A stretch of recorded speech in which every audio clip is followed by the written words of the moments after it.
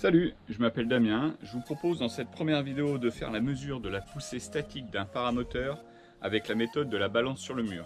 Ici, nous allons mesurer la poussée statique de mon paramoteur, un Top 80 hélice bois 125 cm. Alors le but n'est pas de retrouver les valeurs de poussée statique que l'on pourrait avoir par le constructeur. Le but de cette méthode est de calculer une poussée statique que l'on peut comparer avec le même paramoteur avec une hélice différente ou la valeur de la poussée statique entre deux paramoteurs. Pour faire cette valeur, il vous faut un paramoteur, une balance et un mur. C'est parti!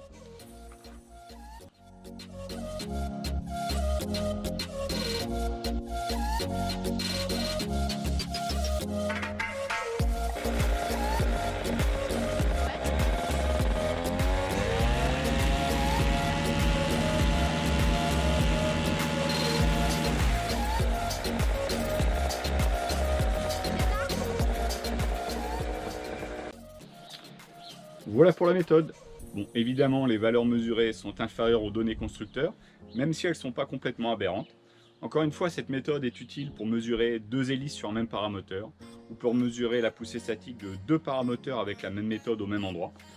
Dans une prochaine vidéo, je vous ferai la comparaison entre une hélice Hyprop 130 cm et mon hélice bois 125 cm.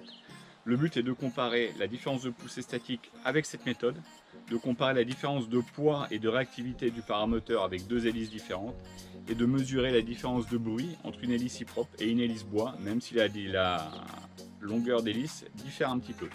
Voilà, et pour une troisième vidéo, lorsque le confinement sera terminé, nous partirons en vol pour un essai en vol. Salut!